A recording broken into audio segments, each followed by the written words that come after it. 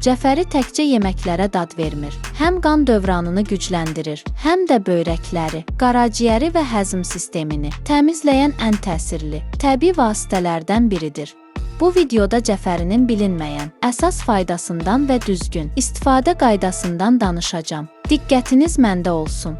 Dəyərli izləyicilər, videoların analitikasına baxanda çox az adamın abunə olduğunu görürəm. Bizə dəstək olmaq üçün videoya abunə olub bildirimləri açmağı unutmayın. Cəfəri qanı təmizləyir və dəmir çatışmazlığını azaldır.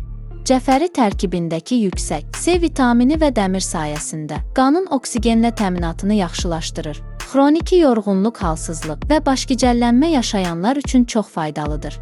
Böyrəklərin dostudur. Təbii sidik qovucu təsiri sayəsində bədəndə yığılan artıq suyu və duzu çıxarır. Böyrək qumu, şişkinlik və ödem problemi olanlara böyük dəstək olur. Güclü qaraciyər təmizləyicisidir. Cəfəri antioksidantlarla zəngindir və qaraciyərdə yığılan toksinlərin atılmasına kömək edir.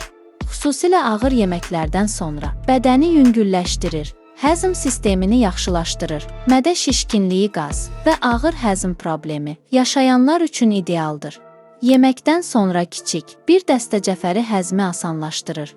İltihabı azaldır və oynaqları rahatladır. Cəfərinin tərkibindəki apigenin və flavonoidlər oynaq və əzələ ağrılarını azaldır. Revmatizm və artritdə dəstəkləyici təsir göstərir. Təbii antibakterial xüsusiyyəti ilə ağızdakı pis qoxunu tez bir zamanda yox edir. Bu xüsusiyyətinə görə təbii ağız təmizləyicisi hesab olunur.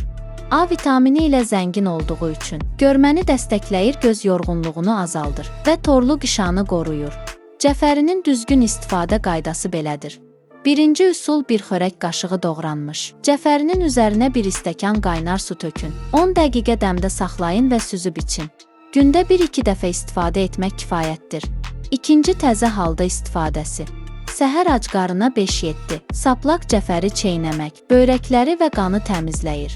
Üçüncü, şirə kimi istifadəsi. Bunun üçün bir ovuc cəfərini blenderdən keçirin, yarım stəkan su əlavə edib için. Bu qarışıq ödemi və şişkinliyi sürətlə azaldır.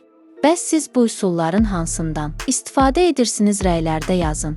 Faydalı məlumatlar üçün mənim kanalıma abunə olub bəyənməyi unutmayın. Bu videoda bu qədər. İzlədiyiniz üçün təşəkkürlər.